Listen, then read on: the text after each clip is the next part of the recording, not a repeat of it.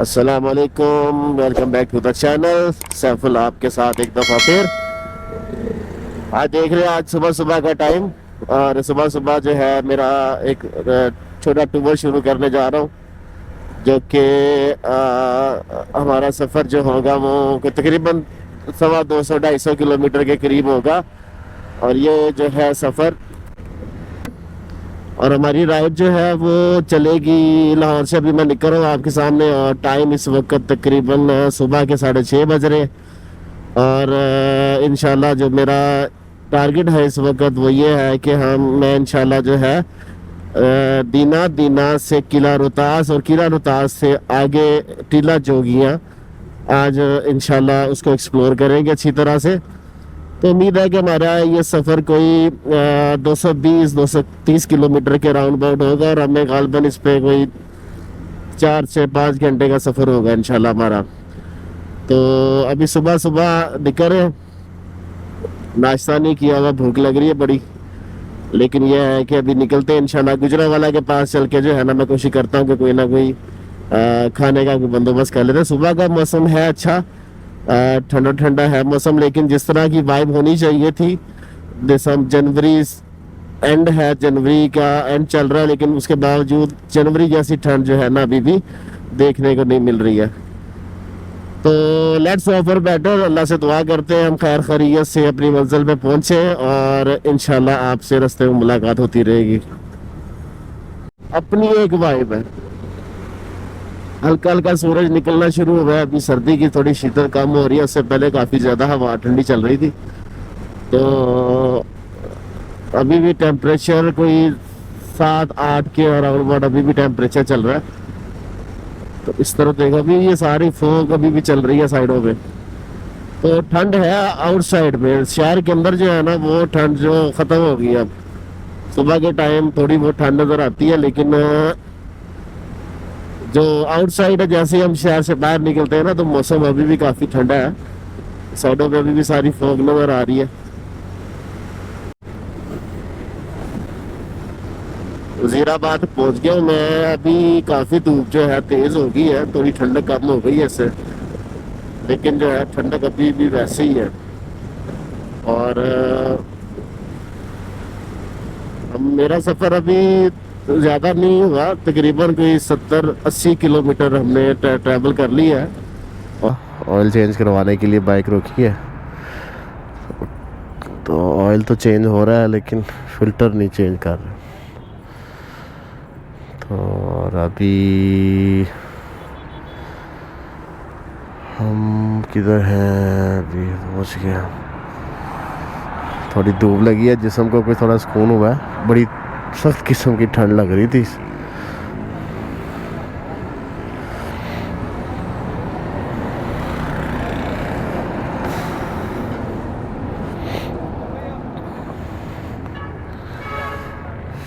खारियाँ पे पहुँच गए।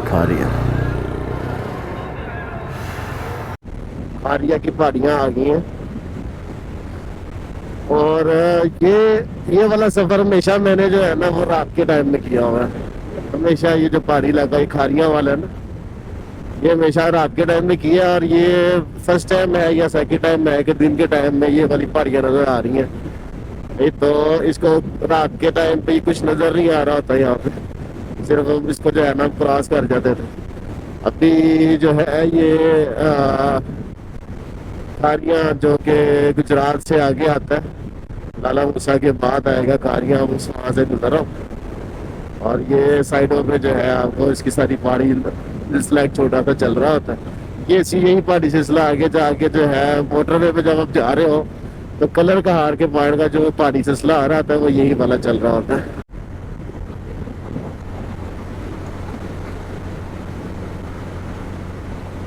क्या खूबसूरत नज़ारा होता होगा जब इसके अंदर पानी था।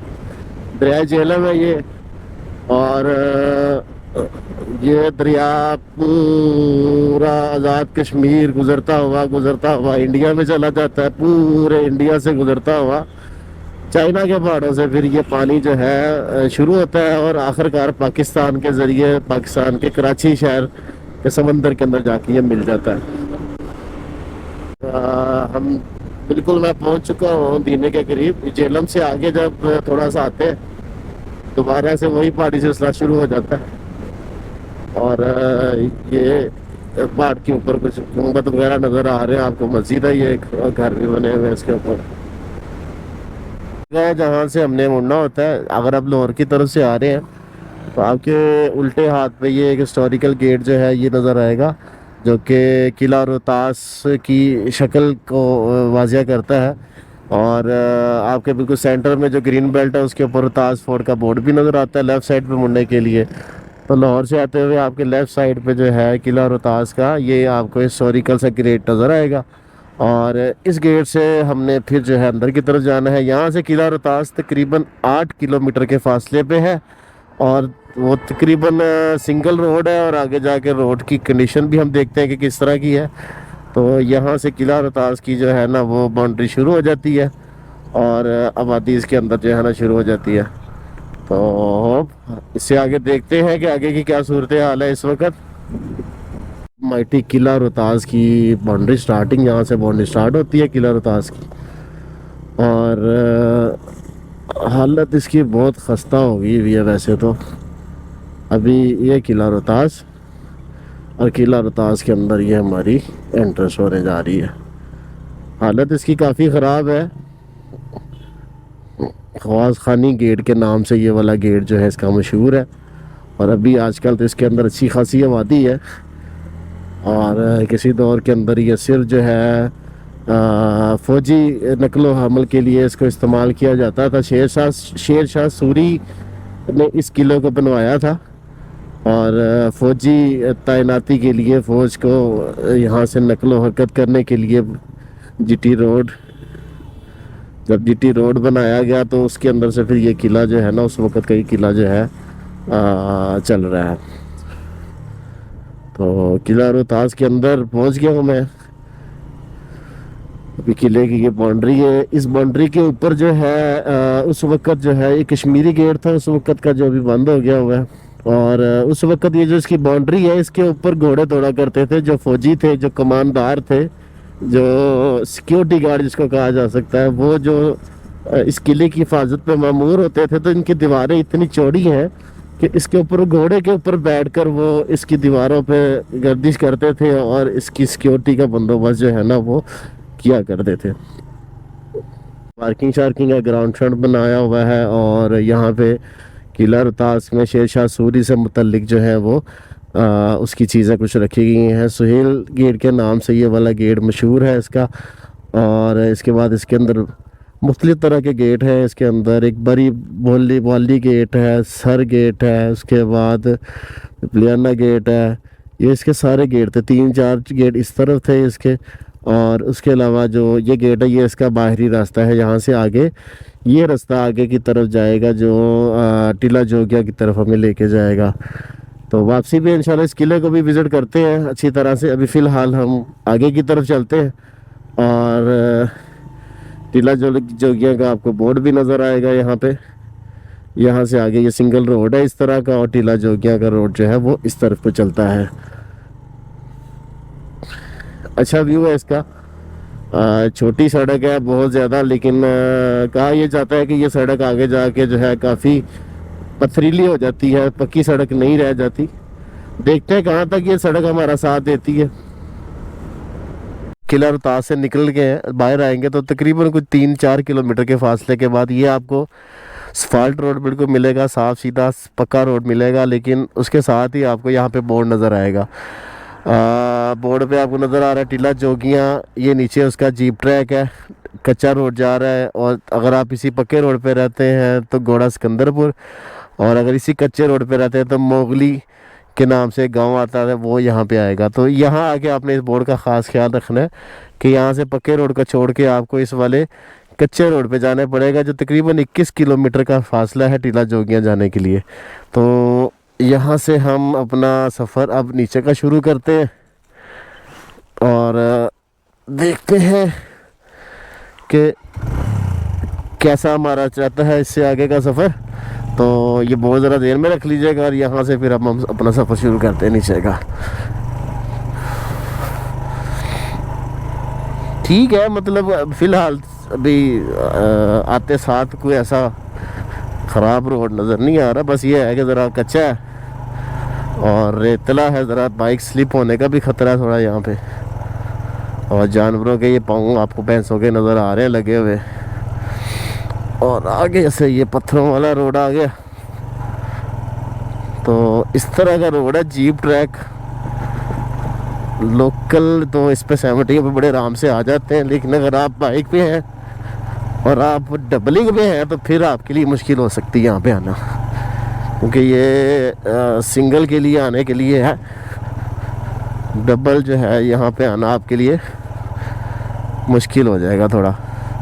तो इस तरह का इसका ट्रैक है और है ये काफ़ी लंबा ट्रैक है। 21 किलोमीटर का ये ट्रैक बनता है।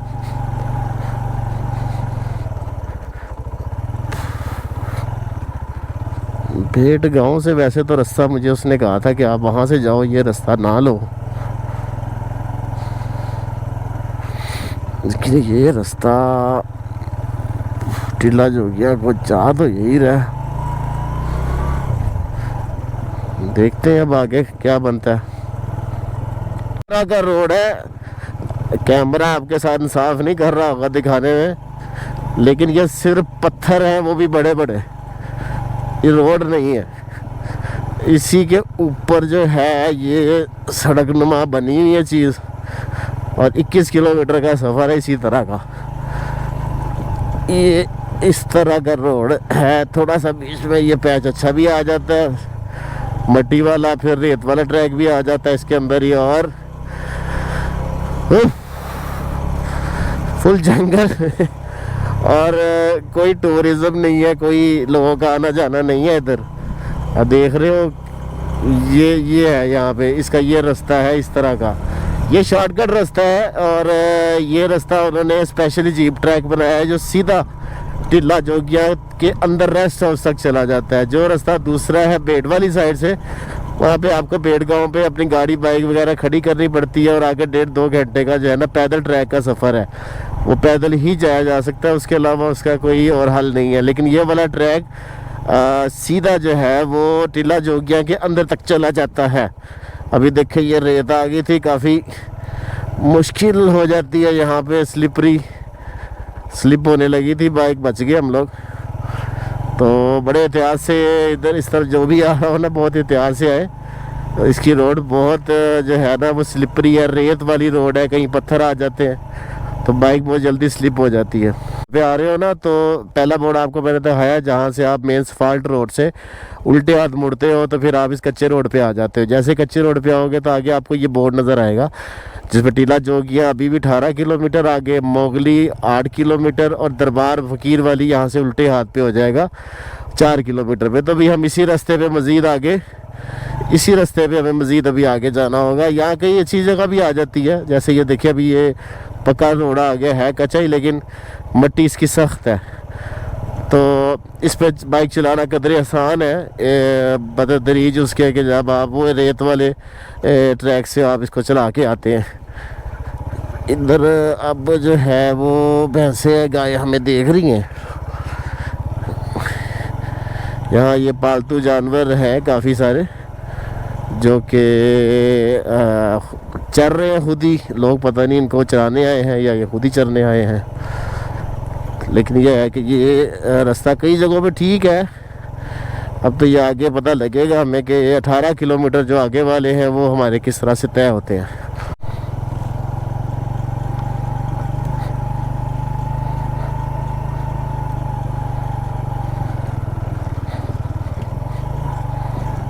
आपको ये दरबार नज़र आएगा, आस्ताना आलिया हज़रत पीर सैयद बाबा फ़कीर अली रहमतुल्लाह अलैह सरकार, अलमरूफ बाबा फ़कीर वाले बिन खातम अल फ़ुकरा, चेयरमैन चौधरी तिकरमान धरियाला।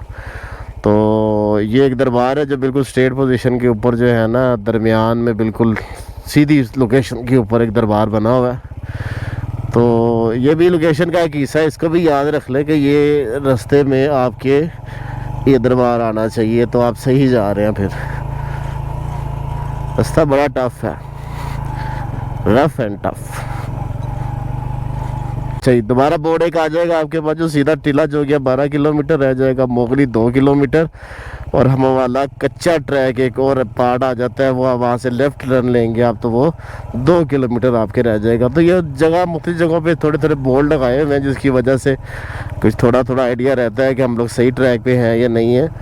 तो बस बोर्ड देखते हुए आप सीधा इस रास्ते पे जा सकते हैं। बड़ा ही मुश्किल रास्ता है भाई, बहुत मुश्किल रास्ता है। 70 होंडे पे आप आ सकते हैं यहाँ पे, लेकिन आपके सारे जोड़ हिल जाएंगे यहाँ पे आते आते। तो अच्छी बाइक पे आइएगा अगर आपने इसको सफ़र को एंजॉय करना है तो, वरना आप फंस जाएंगे। ये सामने पहाड़ियाँ हैं, पोठोहारी सिलसिला जो पहाड़ियों का है, ये सारा उसके रीजन में हम आ गए हुए हैं।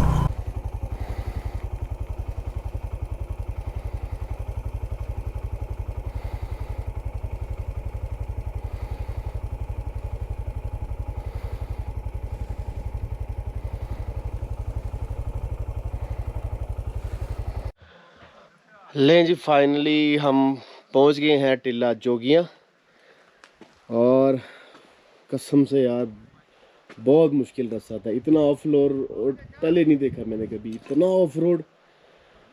तकरीबन हमें यहाँ लगे 2.5 घंटे नीचे से आने में। किला रोहतास से अगर आप लोग चलते हैं और यहाँ पहुँचने में हमें तकरीबन 2.5 घंटे का एक सफ़र लगता है, और मुकम्मल ऑफ रोड है। किसी भी सूरत में गाड़ी की गुंजाइश नहीं है, या तो 4x4 आ सकता है, या आप अपनी बाइक के ऊपर है और बाइक की मेंटेनेंस हुई हो, बाइक बेहतरीन हो, तब इसके ऊपर आइएगा। यहाँ पहुँच के वैसे तो नामायूसी हुई है, कोई चीज़ ऐसी नहीं है जो देखने के काबिल रह गई हो, बिल्कुल हर चीज़ ख़त्म कर दी गई। और जितना नज़र आ रहा है उसके बारे में आपको थोड़ा बहुत मैं गाइड कर देता हूँ। ये टीला जोगिया जो है हिंदुइज़म और सिखिज़म दोनों के अंदर होली जगह थी। यहाँ पे अपनी इबादत गाह थी उनकी। हिंदू गुरु नानक की भी यहाँ इबादत गाह, वो अपनी इबादत के लिए दुनियादारी छोड़ छाड़ के यहाँ पे अपनी इबादत के लिए आया करते थे। मुख्तलिफ़ किस्म के मंदिर बने हुए हिंदुओं के। 1947 में ये पाकिस्तान के हिस्से में आ गया और इसका नाम टीला जोगिया के नाम से मशहूर हो गया। सदा समंदर से तकरीबन 3200 किलोमीटर 3200 मीटर सॉरी किलोमीटर नहीं 3200 मीटर जो है इसकी हाइट है। और सर्दियों में यहाँ वेदर एक्सट्रीम होता है। आजकल मौसम वैसे ही ठंडक, इस दफ़ा सर्दी आई नहीं है, जिसकी वजह से यहाँ पे भी कोई ख़ास सर्दी नहीं है। लेकिन यह है कि रात में यहाँ का मौसम जो है वो काफ़ी ठंडा हो सकता है। मुख्तलिफ़ किस्म के टेंपल हैं अभी यहाँ पे बचे हुए, कुछ बचे गए हैं और कुछ अभी बिल्कुल ख़त्म, तकरीबन ख़त्म हो गए हैं। अगर आप व्यू की बात करें तो इस वक्त अगर ये एक मैदान है जिसके ऊपर आप खड़े होके यहाँ से देखें अगर, तो आप सी लेवल से 3200 फीट के हाइट के ऊपर खड़े हैं। वो नीचे आप आबादी देख रहे हैं सारी, इतनी हाइट के ऊपर आके उस वक़्त हिंदू और सिखों का ऊपर आना और दुनिया से अलग हो के अपनी इबादत के लिए मशगूल हो जाना, बड़ी अनहोनी ये बात लगती है कि लोग इस कदर अपने दीन के साथ मोहब्बत करने वाले और दुनियादारी छोड़ के सिर्फ अपने दीन के लिए जो है ना वो इतनी मेहनत करके इतनी ऊपर, जहां हम बाइक्स पे और गाड़ियों पे पहुंचने में तकरीबन 2.5-3 घंटे का सफ़र वक्त लगाते हैं, तो पैदल आने में देखें कितना वक्त लगता होगा। ये पूरा एक जंगल की तरह बन गया हुआ है और उसके अंदर से जाके अब तो खैर इनके इबादत गाहों में देखा जा सकता है। उस वक्त तो बड़े साफ़ रास्ते होते होंगे। एक ये बड़ा अच्छा बूढ़ा टेंपल एक अभी बचा हुआ है, हिंदुइज़म की पूरी अक्कासी करता है उनकी सकाफ़त की। ये इनका दरवाज़ा होता था। ये दरख्त यकीनन उस वक़्त पूरा होगा जो अब गिर गया हुआ है। इसके अंदर मुख्तलिफ़ टेंपल हैं, इसके अंदर कुछ 7 के करीब टेंपल हैं इस एक हाथे के अंदर। ये लग से कुछ बना हुआ है और इसके अंदर एक कमरा ये है। इस कमरे के अंदर जो है यकीनन उस वक़्त बैठ के इबादत हुआ करती थी और अब तो जाना मुनासिब नहीं इसके अंदर। इसी तरह ये सामने एक टेंपल बना हुआ है।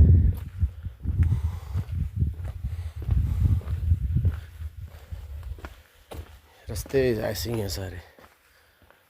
ये टेंपल है, उसके बाद ये बना हुआ है, उसके बाद इधर है। ये मेन दरमियान के अंदर है और इसके अंदर मज़ीद एक कमरा बना हुआ है सेन के साथ। तो ये यकीनन किसी बड़े इनके मजहबी रहनुमा का कमरा होता होगा दरमियान में। इसी तरह इस तरफ भी है। इनके अंदर जाना बिल्कुल सेफ़ नहीं है। ये दीवारें देखे बिल्कुल टूटने के करीब करीब पहुंच गई हैं। ये दरख्त काफ़ी पुराना लग रहा है देखने से। तो ये अंदर पूरा एक कमरा है इसके। इसी तरह अगर यहाँ से ये लोग बाहर निकलते तो ख़ूबसूरत एक पूरे उस वक़्त के इलाके का खूबसूरत मंज़र ये लोग यहाँ से देखते होंगे।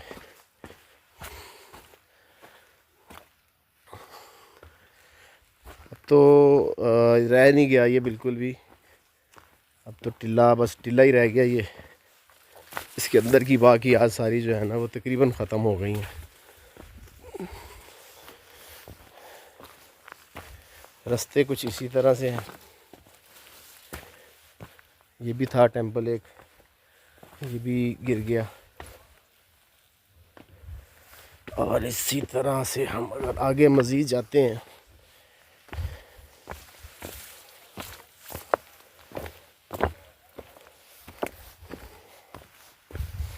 तो यहाँ से जब ये ऊपर आते होंगे यकीनन ये एक ख़ूबसूरत दिलकश मंज़र पेश करते होगी। ये पूरी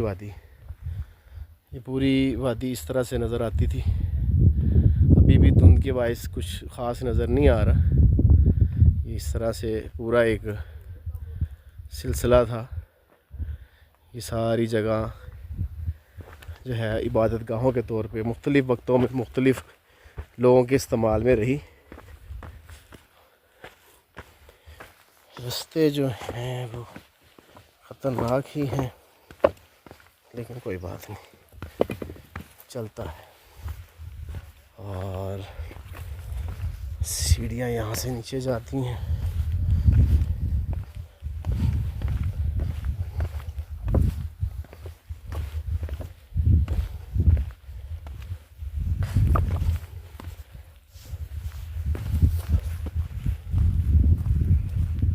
ये भी एक गिरा हुआ टेंपल बचा हुआ है।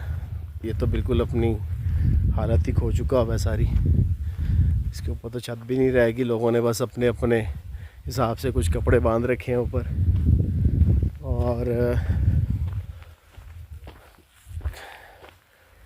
हुकूमत को चाहिए ऐसी जगहों को प्रिज़र्व करें, चीज़ों को हिफाजत से रखें। ये हमारा सकाफ़ती हिस्सा है। जिस तरह बाकी चीज़ों को हम लोग हिफाजत से करते हैं, इन जगहों की बिल्कुल हिफाजत नहीं है हमारे यहाँ। अगर इसी तरह हम इस तरफ चल पड़े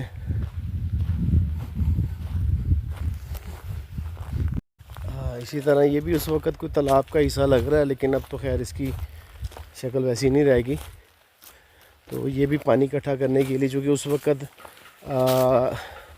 पानी का जो जमा करने का तरीक़ाकार था वो यही बारिश का पानी था। जब पानी आता था, बारिश आती थी, तो ये पानी इन तालाबों में इस तरह से जमा हो जाया करता था। और यही पानी फिर यहाँ के ज़रूरत के लिए इस्तेमाल के अंदर लेके आया जाता था। अब तो लोगों का सिर्फ बारबेक्यू का सामान नज़र आएगा आपको। और यहाँ पे एक ये रेस्ट हाउस भी है जो कि अमूमी तौर पे तो बंद होता है, लेकिन इसको खुलवाने के लिए आपको आते वक्त नीचे से इजाज़त लेके आनी होगी। इसकी चाबी नीचे भेड़ गांव है, वहाँ से इसकी चाबी चौकीदार के पास होती है और उसको पहले से इन्फॉर्म करना पड़ता है। और वो चाबी के साथ जो है वो आप के पास साथ आ जाएगा और ऊपर फिर गेस्ट हाउस जो है ना खोल दिया जाता है।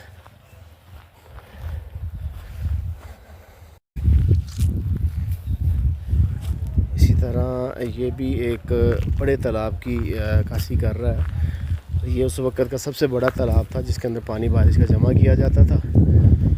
और ग़ालिबन ये इस तरह से होगा कि यहाँ पे बैठ के जो है ना बादशाह और उस वक़्त के जो हिंदुइज़्म और उनके बड़े रहनुमा होंगे वो यहाँ बैठ के नज़ारा करते होंगे। और यहाँ से लोग जो है इस पानी को ज़ेर इस्तेमाल लाने के लिए इस रास्ते से ऊपर की तरफ आते होंगे। इस तरह से ये पैदल लोग आते होंगे और यहाँ से बैठ के इस पूरे तालाब का जो है ना नज़ारा यहाँ से लिया जा सकता होगा। ये सीढ़ियाँ इसीलिए बनी हैं, लोग यकीनन हो सकता है यहाँ पे बैठ के देखते हों इस पूरे मंज़र को। बज़ाहिर देखने में तो ये एक तालाब का अक्कासी करता है,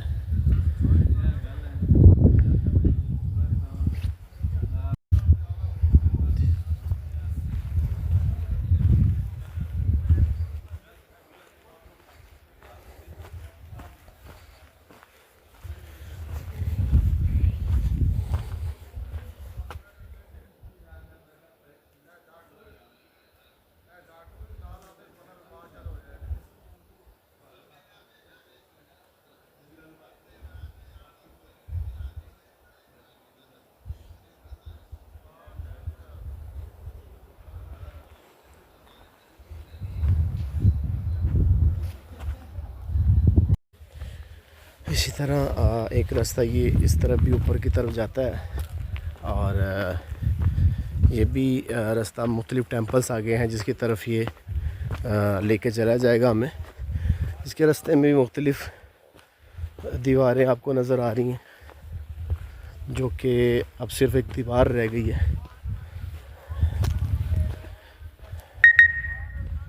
और अब तो खाली मैदान बन गए हैं, सिर्फ दीवारों के आसार बाकी रह गए हैं। बाकी तो काफ़ी चीज़ें यहाँ से ख़त्म हो गई हैं उसी वक़्त के बने हुए पत्थरों से।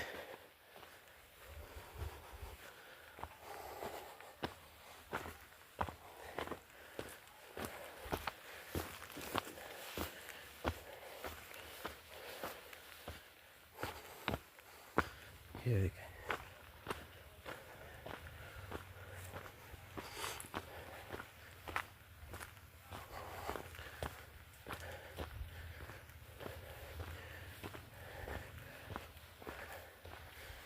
आगे मेरा नहीं ख्याल कुछ है, लेकिन शायद है।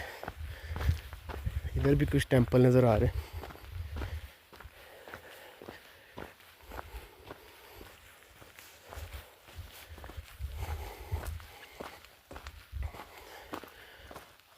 इसके अंदर दरवाज़ा लगा दिया गया है। ज़ाहिर इसके अंदर जाना जो है ना वो मुनासिब नहीं। तो ये पूरा एक कमरा था जो उस वक़्त के इस्तेमाल में रहा। और इसी तरह अगर मैं आपको थोड़ा आगे लेके चलूँ,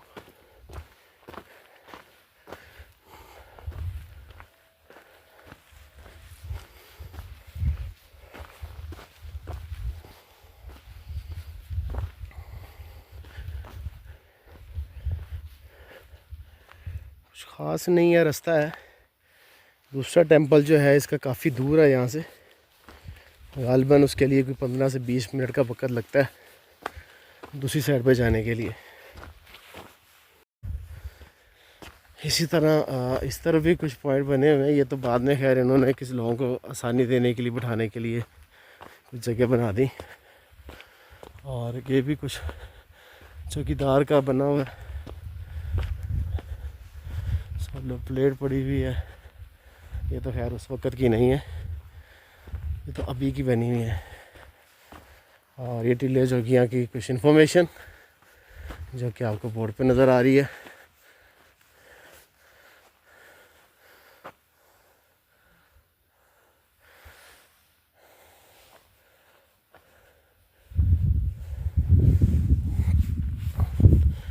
और यहाँ से अगर आप नज़ारा देखना चाहें तो बहुत ही खूबसूरत और बहुत हाइट पे, ये देखें।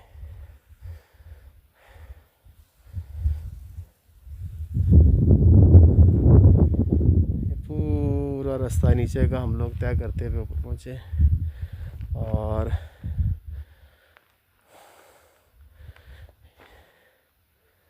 ये बाद में बनाए गए हैं, पहले मौजूद नहीं था ये। और इसी तरह से अगर हम इस तरह मज़ीद आगे चलते हैं तो वो बहुत तेज़ है। तो ये मैं आपको दिखाऊं, अगर आप यहाँ पे पॉज करके इसको देख सकते हैं।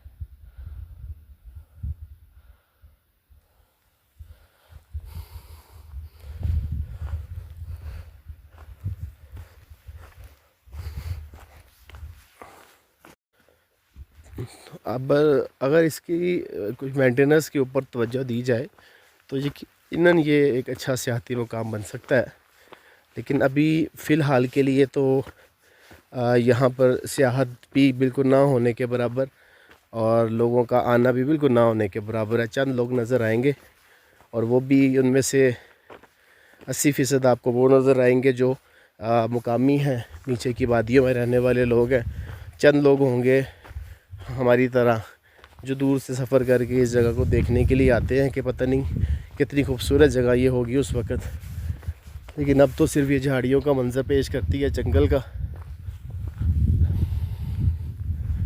और कुछ टूटे फूटे आसार हैं यहाँ पे अभी बस, इसके अलावा और इसके अंदर अभी कुछ भी नहीं है। टीला जोगियां का फ़ासला अगर लाहौर से आप आ रहे हैं, लाहौर से तकरीबन ये 205 किलोमीटर के फ़ासले पर मौजूद है। और अगर आप इस्लामाबाद की तरफ से आ रहे हैं तो ये इस्लामाबाद से तकरीबन 128 किलोमीटर के फ़ासले पे है। किला रोहतास से 24 किलोमीटर के फ़ासले पे है। और किला रोहतास से इसका सफ़र अगर शुरू करें आप तो किला रोहतास से तकरीबन कोई 3-4 किलोमीटर के फ़ासले के बाद आपको उल्टे हाथ पे एक बोर्ड नज़र आएगा टीला जोगियां के नाम से, और वहाँ से ऑफ़ रोड स्टार्ट हो जाएगा इसका।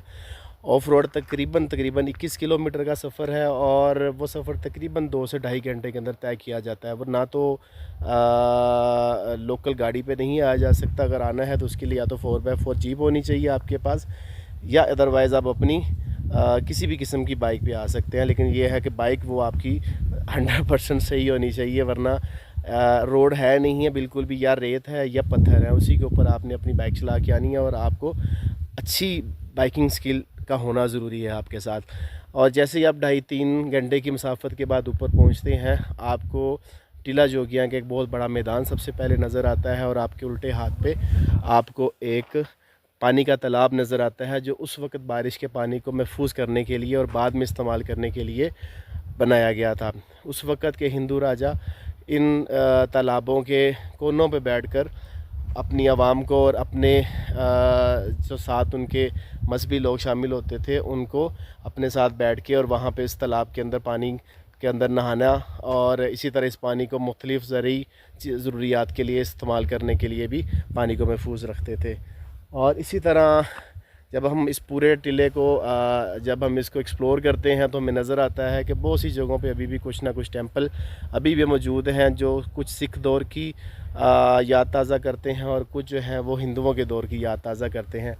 इस वक्त जो है बहुत चंद टेंपल अभी अपनी असली हालत में बाकी हों। असली हालत से मुराद भी उनके अंदर सिर्फ ये है कि उनके आसार बाकी रह गए हैं, बाकियों के तो आसार भी ख़त्म हो गए हैं। इसकी खूबसूरती इस पूरे इलाके में अनमोल है।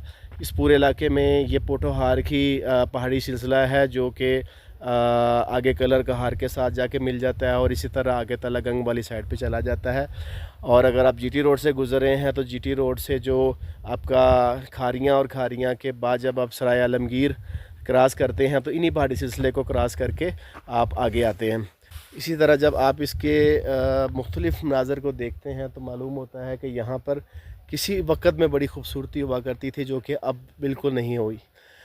अब ज़रूरत इस बात की है कि इनकी खूबसूरती को संभाला जाए। गवर्नमेंट ऑफ पाकिस्तान और गवर्नमेंट ऑफ पंजाब से दरख्वास्त की जाती है कि वो ऐसी सियाहती मकामात के ऊपर ख़ास तवज्जो दें, ताकि ये आने वाली नस्लों के लिए भी इसलिए बच सके कि वो भी देख सके कि यहाँ पर क्या हुआ करता था। लेकिन जो हालत इस वक्त है, अगर इसी तरह से ये रहती है, मेरा नहीं ख्याल आइंदा आने वाली चंद सालों के अंदर यहाँ पर कोई भी चीज़ बाकी रह जाए। मैं लाहौर से निकला था सुबह फजर के बाद कुछ 6-6:30 बजे, और मुझे यहाँ पहुँचने में तकरीबन कोई 10:30 बजे मैं अल्हम्दुलिल्लाह जेहलम पहुँच गए थे। और जेहलम के बाद फिर यहाँ का सफ़र 2.5-3 घंटे का हुआ। इस दौरान ना तो नाश्ता कर सके और ना अभी तक दोपहर का खाना खा सके, और हमारे पास वक्त भी कम रह गया, चूँकि यहाँ पे सूरज गुरूब होने में मज़ीद 2-1 घंटे रह गए, और उसके बाद अंधेरा होने की वजह से यहाँ पर रुकना और यहाँ से वापस जाना काफ़ी मुश्किल हो सकता है। तो मेरा ख्याल है हमें यहाँ से वापस निकलना चाहिए। अपर जनाब सर लिक्सन के जी कड़ी ग्रुप कड़ी ग्रुप जी, टिला जोगियां जेल कड़ी ग्रुप की चीज़ है जी? जट ग्रुप अच्छा, मैं क्या कंपनी का नाम है? कंपनी तो डाटा काम जी। सारे इत्थे थे तुसी टीला जोगियां? असा सर इथों बड़ी दूर है, कित्थों है जेल में नहीं है कड़ी ग्राम, वो कित्थे गए? अच्छा संगोइया ले गई। अच्छा चलो जी। ਤੁਹਾਡਾ ਕਿਹੜਾ ਕਰਾਂਗਾ? लाहौर। लाहौर तो आए हाँ जी भाई सैफुल्ला जी, लाहौर तो आए जी। जी जी। बहुत अच्छे इंसान और टिक टाकर जी।